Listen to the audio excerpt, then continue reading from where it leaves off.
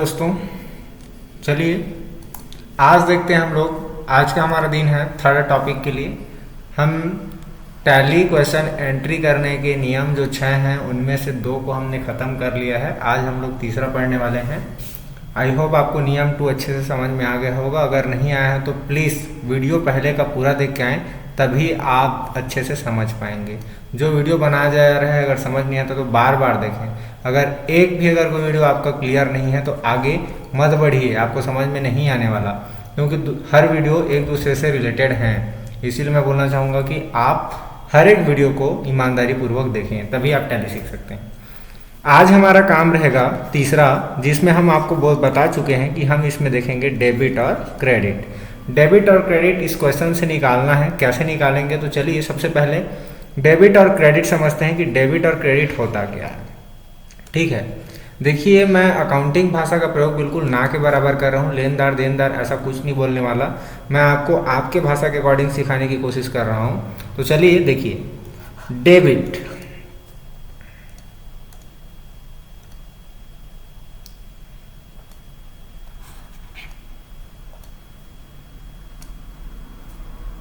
Debit और credit. आपने debit और क्रेडिट तो उपयोग बैंक में जरूर किया होगा, सही बोला कि नहीं। बैंक, जब आप पासबुक जो आपका रहता है, बैंक का पासबुक होता है, उसको जब आप प्रिंट करवाते हैं तो उसमें आपको डेबिट और क्रेडिट मिलता है। आपको याद होगा डेबिट मतलब क्या होता है और क्रेडिट मतलब क्या होता है। आपको याद होगा जब आपके खाते में पैसे आते हैं तो आपके मोबाइल में मैसेज आता है यू हैव क्रेडिट 1500 रुपये, ऐसा करके आता है कि नहीं। अगर आपके खाते में पैसे आते हैं तो क्या नाम से रहता है, क्रेडिट। लेकिन जब आपने पैसे निकाले रहते हैं तो क्या नाम से रहता है, डेबिट। ये किसका नियम है, बैंक का। थोड़ा सा ख्याल रखें इस बात को, ये किसका नियम है, बैंक का। आई रिपीट, बैंक में जब आपके खाते में जब भी पैसा पासबुक प्रिंट करवाते हैं तो वहाँ आपको तो दिखता ही दिखता है। लेकिन यहाँ आप समझें, पासबुक में जो आपका प्रिंट होता है कैसे रहता है, जब आप अपने खाते में पैसे डालते हैं तो आपको मैसेज आता है बैंक हैज़ बीन क्रेडिटेड 1500 रुपया टू योर अकाउंट, ऐसा करके। लेकिन जब आप पैसे निकालते हैं तो आपके पासबुक में प्रिंट रहता है डेबिट के नाम से। ठीक है गाइस, देखिए डेबिट अलग चीज़ है, डेबिट अलग है और डिपॉजिट अलग है ना। डिपॉजिट अलग चीज़ है। और जब आप यहाँ, आपको ये अभी नहीं सोचना है, आपको अभी डेबिट सोचना है। ठीक है, तो अभी मैं आपको बता दिया, बैंक में जब पैसे डालते हैं तो आपके पास मैसेज आता है यू हैव क्रेडिट मैसेज 1500 रुपये, ऐसा करके, है ना। और जब आप बैंक से पैसा निकालते हैं तो आपके पासबुक में प्रिंट होता है डेबिट 1500 रुपये। सही बोला कि नहीं, ठीक है। तो अभी हम बैंक के बारे में नहीं पढ़ रहे हैं, अभी हम टैली के बारे में देखेंगे। तो टैली बैंक के जस्ट अपोजिट होता है। बैंक के जैसे अपोजिट कैसे होता है, तो चलिए मैं आपको एक बार बता दूं। ये देखिए, ये टैली है। टैली, अब टैली मतलब किसके बारे में हम बात करेंगे, व्यापार, है ना। तो व्यापार मतलब आप किसी धंधे में बैठे रहेंगे, तो धंधे में बैठे हैं तो धंधे में जब पैसा आएगा, धंधे में जब पैसा आएगा तो वाउचर इज डेबिट। धंधे में जब पैसा आएगा तो क्या होगा, डेबिट होगा। लेकिन जाएगा तो क्या होगा, क्रेडिट होगा। ये टैली का नियम है, थोड़ा सा फोकस करें। और बैंक का नियम जो पासबुक में प्रिंट होता है वो कैसे होता है, जब बैंक में पैसा आएगा तो क्या लिखाता है, क्रेडिट। और जब बैंक से पैसा जाता है तो लिखाता है डेबिट। बात समझिएगा, यहाँ बैंक से अपोजिट लिखाता है टैली में। इस बात को थोड़ा फोकस करें। बैंक से अपोजिट लिखाता है किसमें, टैली में। ठीक है गाइस, टैली में बैंक का अगर बात देखो आप, आएगा पैसा तो क्या लिखेंगे, क्रेडिट। जाएगा पैसा तो क्या लिखेंगे, डेबिट। लेकिन टैली में अगर पैसा आएगा तो क्या लिखेंगे, डेबिट, और जाएगा तो क्या लिखेंगे, क्रेडिट। तो इस थोड़ा सा क्वेश्चन में आपका जो दिमाग है वो भ्रष्ट होगा, कंफ्यूज होगा। तो भैया ये डेबिट क्रेडिट जो इंसान समझ लेता है ना, वो तो फिर भगवान है अकाउंटिंग के क्षेत्र में।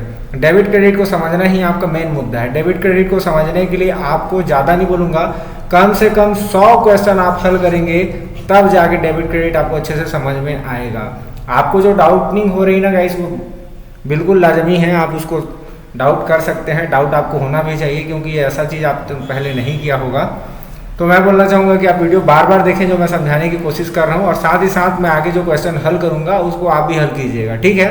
तो चलिए आगे बढ़ते हैं। अगर नहीं समझ में आता है तो एक बार वीडियो को बैकअप करके फिर से देख लें। आगे देखते हैं। तो मैं आपको बता दिया डेबिट और क्रेडिट क्या है, ठीक है। तो डेबिट क्रेडिट लेन देन ही है, तो इसको कैसे लिखते हैं। तो चलो लेन देन डेबिट क्रेडिट छांटना चालू करते हैं। अब फिर से क्वेश्चन में आ गया हूँ। अब क्वेश्चन में आपको याद होगा, ये क्वेश्चन में हम डेबिट क्रेडिट कैसे निकालेंगे। तो डेबिट क्रेडिट निकालने के लिए आपको तरीका बता रहा हूँ। लेन देन हमने 2 स्टेप पहले से कर रखा है, तो आपको याद होगा पहले का हमने क्या कर रखा है। पहले का हम लेन देन निकाल चुके हैं, राम, आपको लेन देन निकालना भी आता है। और दूसरा क्या निकलेगा, कैश, हो गया। राम कितना 15 लाख और कैश कितना 15 लाख, ठीक है। राम कौन सा अकाउंट है, पिछले हम वीडियो में देख चुके हैं अकाउंट छांटने वाले में, पर्सनल, क्योंकि राम भैया व्यक्ति का नाम है तो पर्सनल अकाउंट ही होगा ना। कैश कौन सा अकाउंट है, रियल। इसको पहचानना जरूरी है, अगर आप ये नहीं पहचानेंगे तो आप डेबिट और क्रेडिट नहीं निकाल सकते, इसीलिए आपको अकाउंट छांटना मोस्ट इंपॉर्टेंट। अब चलिए हम डेबिट क्रेडिट को कैसे छांटेंगे। ये देखिए, डेबिट क्रेडिट को छांटने के लिए आपको यहां जो रूल ऑफ अकाउंटिंग दिख रही है, इसको आपको भली भांति समझना पड़ेगा, तब जाके आप इसको समझ पाएंगे। ये देखिए रूल ऑफ अकाउंटिंग दिख रहा है गाइस, रूल ऑफ अकाउंटिंग। यहां से ये देखें पूरा का पूरा, ये हम लोग का पूरा यहाँ आपको दिख रहा होगा। ये सब हम लोग का क्या है, ये पूरा का पूरा हम लोग का नियम है।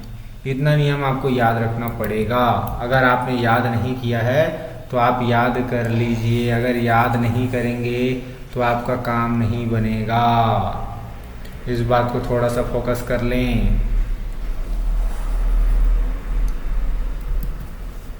जो रूल ऑफ अकाउंटिंग है, इस अकाउंट नियम को आपको याद करना है।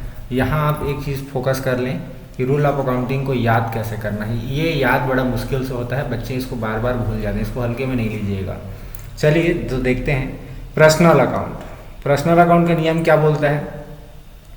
पर्सनल अकाउंट का नियम बोलता है पाने वाला को डेबिट करना है। पर्सनल अकाउंट का नियम बोलता है पाने वाले को डेबिट करो और देने वाले को क्रेडिट करो, ठीक है। क्वेश्चन थोड़ा सा समझेंगे ना। पर्सनल अकाउंट का नियम बोलता है जो पाने वाला होगा उसको आप डेबिट लिखोगे और जो देने वाला होगा उसको क्या लिखोगे, क्रेडिट। दूसरा रियल अकाउंट का नियम बोलता है आने वाला या जाने वाला। देखो रियल अकाउंट संपत्ति से संबंधित होता है कि नहीं। तो संपत्ति या तो आएगा या तो जाएगा, सही बोला कि नहीं। और यहाँ पर्सनल अकाउंट में आप समझ सकते हैं व्यक्ति है, तो व्यक्ति या तो देगा या तो पाएगा, समझ रहे हैं कि नहीं भैया। व्यक्ति या दे सकता है या ले सकता है, पाने वाला होगा या देने वाला होगा, सही बोला कि नहीं। पाने वाला होगा या देने वाला होगा, क्योंकि भैया वस्तु थोड़ी पा सकते हैं यार अपने आप को, यार नहीं ना। तो रियल अकाउंट का मतलब होता है आने वाला जाने वाला। वस्तु आएगा या तो फिर जाएगा, वस्तु खुद किसी दूसरे को थोड़ी देगा, नहीं देगा ना। क्वेश्चन आप थोड़ा सा हड़बड़ाइए नहीं, क्वेश्चन आपको नहीं समझ में आ रहा था एक बार रिपीट फिर से।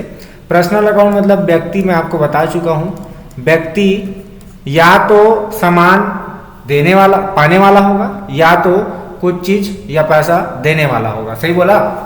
अगर पाने वाला है तो क्या लिखेगा, डेबिट, और अगर देने वाला है तो क्या लिखेगा, क्रेडिट। रियल अकाउंट का नियम बोलता है आने वाला डेबिट, जाने वाला क्रेडिट। समझ में नहीं आ रहा होगा तो क्वेश्चन के अकॉर्डिंग आपको समझाने की कोशिश करेंगे। नॉमिनल अकाउंट बोलता है हानि या खर्चा क्या होगा, डेबिट होगा। हानि या खर्चा क्या होगा, डेबिट। आय और लाभ क्या होगा, क्रेडिट। आई होप आपको समझ में आ रहा होगा। इतना को आप याद कर लीजिए, नोट से आपको मिल जाएगा। अभी आपको भले ये चीज़ समझ में नहीं आ रहा है तो मैं आगे आपको हल करके बताऊंगा ताकि आप समझ जाएं, ठीक है। तो ये क्वेश्चन आप पूरा का पूरा याद कर लें। देखिए इसमें आपने दो चीज निकाल लिए हैं। अब इसमें दो चीज कौन कौन सा है तो आप देख लें। राम, तो राम कौन सा अकाउंट है? Personal account. कौन सा अकाउंट? Personal account. तो पर्सनल अकाउंट का नियम बोलता है, क्या बोलता है एक बार देख लें आप। पर्सनल अकाउंट का नियम बोलता है पाने वाला और देने वाला। तो राम यहाँ क्या कर रहे हैं? राम पा रहे हैं कि दे रहे हैं? तो देखिए, Ram started A business with cash 15 lakh रुपए। राम यहाँ देने वाला है। कौन है? देने वाला है। राम पैसा दे रहे हैं ना व्यापार को, सही बोला। तो राम कौन हो गया? क्रेडिट। राम क्या हो गया? क्रेडिट। बात को फोकस करें। देने वाला, राम कौन है? देने वाला है। तो देने वाला है तो क्या होगा? क्रेडिट होगा। बात समझ रहे हैं ना दोस्तों? क्रेडिट, देने वाला। राम कौन है? देने वाला। और देने वाले को क्या करना है बोल दिया गया है? क्रेडिट। नियम याद नहीं रहेगा तो आपका काम नहीं बनेगा। दूसरा है कैश। अब कैश कौन सा अकाउंट है? रियल। अब रियल अकाउंट का नियम क्या बोलता है? आने वाला या जाने वाला। तो आप देखिए, आप कहाँ बैठे हैं? आपका मैं पहले जगह बता दूं। आप बैठे हैं धंधा में। किसके धंधा में? राम के धंधा में। धंधा मतलब व्यापार। आप बैठे हैं कहां? व्यापार में। किसके व्यापार में? राम के व्यापार में। और राम ने आरंभ किया है अपने व्यापार में, व्यापार जिसको आप बिजनेस बोलते हो, बिजनेस में कितना रुपए डाला है? 15 लाख। ठीक है। और आप कौन हो? तो आप वहां के टैली ऑपरेटर हो। कौन हो? टैली ऑपरेटर हो। ठीक है। तो टैली ऑपरेटर हो। तो एक चीज मेरे को बताओ, राम ने बिजनेस में पैसा छोड़ा, कितना? 15 लाख। तो ये बिजनेस में पैसा छोड़ा मतलब आपके पास पैसा छोड़ा ना भैया, क्योंकि दुकान में कौन बैठा है? पैसा की जगह पे आप बैठे हो, टैली ऑपरेटर बैठा है। तो मैं एक चीज बोल सकता हूं क्या, कि ये पैसा जो है वो बिजनेस में छोड़ा गया है या फिर टैली ऑपरेटर के पास छोड़ा गया। सही बोला कि नहीं? मतलब हम ये भी मान सकते हैं बिजनेस के पास पैसा है मतलब टैली ऑपरेटर के पास पैसा है। सही बोला भैया, बिजनेस में पड़ा है मतलब वहां टैली ऑपरेटर ही तो देखेगा यार पेमेंट को, है कि नहीं? तो यहाँ आप फोकस करें, आप व्यापार के अंदर हैं। व्यापार में पैसा आया, व्यापार में पैसा आया मतलब टैली ऑपरेटर के पास पैसा आया। व्यापार के पास से पैसा गया मतलब टैली ऑपरेटर के पास से पैसा गया। और आप कौन हो? अपने आप को आप टैली ऑपरेटर मानो। और आप कहाँ बैठे हो? धंधे के अंदर बैठे हो, व्यापार के अंदर बैठे हो। ठीक है। तो राम जो है मालिक है, वो 15 लाख धंधे में डाला है। तो 15 लाख किसके पास है? आपके पास है बोल सकता हूं मैं, या धंधा के पास छोड़ के गया है। ठीक है। देखिए, ये आपका निजी चीज नहीं है ना, ये केवल आप व्यापार में हैं उसी के लिए है। आप व्यापार में हैं उसी के लिए, आपका पर्सनल पैसा नहीं है भैया। व्यापार में बैठे हैं तभी आपका है। ठीक है। अब व्यापार में नहीं बैठे हैं तो आप पर्सनल नहीं है। अभी आप टैली ऑपरेटर के लिए काम करते हैं, इसीलिए ये व्यापार का पैसा आपका पैसा है, मान सकते हो। ठीक है। तो चलिए यहां देख लें, कैश धंधे में आ रहा है तो यहां रियल अकाउंट का नियम बोलते हैं आने वाले को डेबिट करो। ये दिख रहा होगा आपको, आने वाले को डेबिट करो। तो चलो डेबिट करते फटाक से इसको। क्या? डेबिट। आई होप आपको समझ में आ रहा होगा। एक दो और क्वेश्चन आपको हल करके बताएंगे ताकि आपको और समझ में आएगा। आप उसके लिए निश्चिंत रहें। ठीक है गाइस? ठीक है। थोड़ा सा नीचे चलते हैं। दूसरा क्वेश्चन, फिर से लेन देन। ये हम लोग का डेबिट क्रेडिट निकल गया ना, ऐसे ही निकालना है आपको। सबसे पहले काम क्या करना है? क्वेश्चन से लेन देन निकाल लेना है। राम कैश हमने लेन देन निकाल लिया। दूसरा काम अकाउंट को छांटेंगे। तीसरा काम डेबिट क्रेडिट को निकालेंगे। हमने डेबिट क्रेडिट निकालना सीख लिया। दूसरा काम क्वेश्चन पढ़ेंगे, Ram open A bank account in HDFC bank by depositing cash 10 lakh रुपए। आपको क्वेश्चन समझा दिया जा चुका है पहले का कि राम ने बैंक में खाता खुलवाया है और खाता खुलवाने के बाद उसमें 10 लाख रुपए जमा किया है। तो इसमें आपने कल दो चीज निकाला था, आपको याद होगा, HDFC बैंक और दूसरा कैश। कैश सही बोला कि नहीं? थोड़ा सा उधर जगह कम है इसीलिए मैं इधर लिख दूंगा। यहाँ 10 लाख रुपए, यहाँ भी 10 लाख रुपए। ठीक है। HDFC बैंक कौन सा अकाउंट है? पर्सनल अकाउंट, क्योंकि संस्था का नाम है ना, फोकस करेंगे। दूसरा कैश, कैश कौन सा अकाउंट है? रियल अकाउंट है। आपको बता दिया गया है कैश संपत्ति होती है और संपत्ति मतलब कौन सा अकाउंट है? रियल अकाउंट है। ठीक है। अब आप मेरे को बताइए HDFC बैंक डेबिट होगा कि क्रेडिट होगा? आपको यही छांटना है ना, अभी डेबिट क्रेडिट निकालना है। तो कैसे निकालेंगे? HDFC बैंक पर्सनल अकाउंट है तो पर्सनल अकाउंट का नियम क्या बोलता है? देने वाला या पाने वाला। देख लेंगे। HDFC बैंक का पर्सनल अकाउंट का नियम बोलता है पाने वाला या देने वाला। तो पाने वाले अगर होगा तो क्या करेंगे डेबिट, और देने वाला होगा तो अगर क्या करेंगे क्रेडिट। तो अभी आप यहाँ क्वेश्चन को समझेंगे। यहाँ जो राम जो बैंक में जाके पैसा जमा कर रहे हैं, HDFC बैंक में जमा कर रहे हैं पैसा, तो HDFC बैंक पैसा को पा रहा है कि नहीं पा रहा है? पा रहा है ना, दे थोड़ी रहा, बैंक पा रहा है पैसा को, तो पा रहा है पैसा, तो HDFC बैंक क्या हो जाएगा डेबिट। क्या होगा डेबिट। और कैश हम लोग के हाथ से जा रहे हैं, मतलब धंधे से जा रहा है, मैं आपको बोला ना धंधे से अगर जा रहा है कैश तो क्या होगा, यहां आप देख लें कैश, कैश धंधे से जा रहे कि आ रहे हैं, तो धंधे से जा रहा है तो जाने वाले को क्रेडिट करो। क्या करो क्रेडिट करो। तो चलो क्रेडिट कर दो फटाक से, क्रेडिट करो। अगर आपको कोई क्वेश्चन का डेबिट क्रेडिट में डाउट हो रहा हो तो आप मेरे को कमेंट करके पूछ सकते हो, मैं आपको एक बार फिर से अलग से वीडियो डाल के मैं आपको समझाने की कोशिश कर दूंगा। ठीक है, चलिए अगला क्वेश्चन देखते हैं। अगला क्वेश्चन है Ram purchase stationery in cash 5000। तो आपको याद होगा लेन देन, यहाँ राम बोल रहा है कि राम ने स्टेशनरी खरीदा है कितने का 5000 का, कितने का 5000 का। तो चलो 5000 का कैसे करते हैं निकालते हैं। चलो राम परचेज स्टेशनरी मतलब राम क्या खरीदने गए हैं स्टेशनरी, और स्टेशनरी हम लोग का क्या कहा है नॉमिनल अकाउंट, आपको मैं बता चुका हूं, और बदले में सामान खरीदने के बदले में क्या दिया है कैश। तो यहाँ दो चीज निकलेगा स्टेशनरी और कैश।